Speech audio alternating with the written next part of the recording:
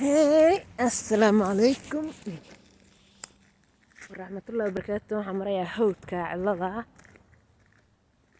suuq ma leh, balaayana ma leh, wax ku taabanayana ma leh.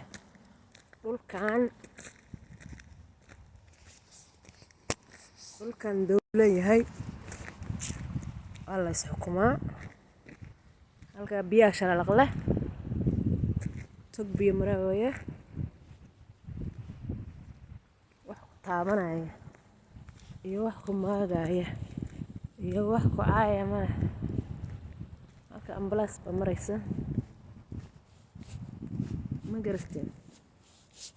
annaga muslim baan nahay, Soomaali haddaan nahay muslim baan nahay.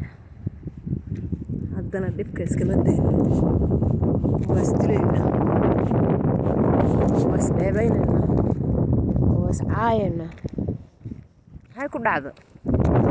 muslim baa sheeganaynaa yaa islaam baan sheeganaynaa. waay xaafadaasan deganaana waay muslim baan sheeganaynaa.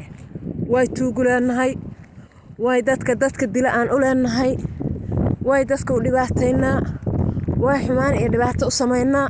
islaam baan nahay, diinteennu ma ogola.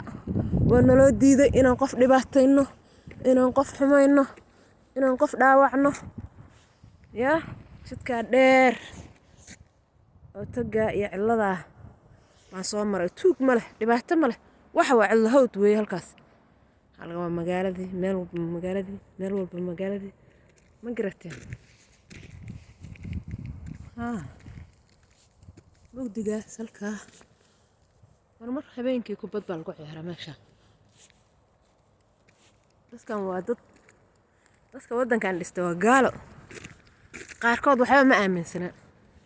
annagoo islaam ah oo ilaahay inuu jiro, aakhira inaan leenahay iyo inaan dhimanayno iyo wax walba og. maxaa kalifay? maxaa keenay inaan dadka dilno oo dadka dhacno oo dadka xumayno oo dadka cayno oo dadka dhibaatayno? maxaa noo keenay? bismillaahi raxmaani raxiim. yaa ha laga waantooba insha allah. nabad iyo nolol baan isku ognaa insha allah tacaala. aakhirana jannadii insha allah.